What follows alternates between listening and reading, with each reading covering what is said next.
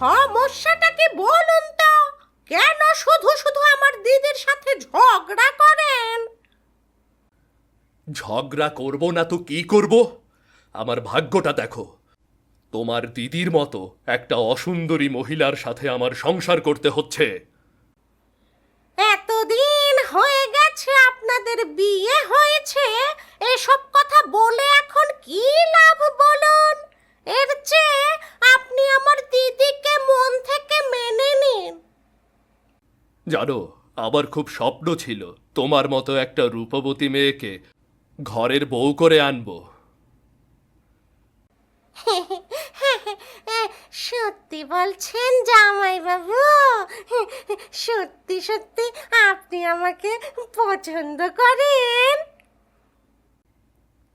তবে কি আর বলছি বলো, আমি তোমাকে সত্যি অনেক পছন্দ করি। মনে মনে আমি তোমাকে স্ত্রী হিসেবে চাই। তোমার যদি কোনো আপত্তি না থাকে, আমি তোমাকে বিয়ে করতে চাই।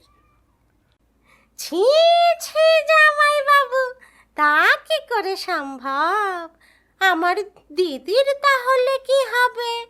না না, বোন হয়ে দিদির সাথে এত বড় অনাচার আমি করতে পারবো না। আমি তোমার দিদিকে বুঝিয়ে বলবো, নিশ্চয়ই সেও রাজি হবে। তাছাড়া অনেকেই তো দুই বিয়ে করে, আমি কেন তোমাকে বিয়ে করতে পারবো না বলো তো তুমি? আপনাকে বিয়ে করতে আমার কোনো আপত্তি নেই জামাইবাবু। আপনি দিদিকে বুঝিয়ে বলুন, আমরা দুজন না হয় সতীন হয়ে একসাথে সংসার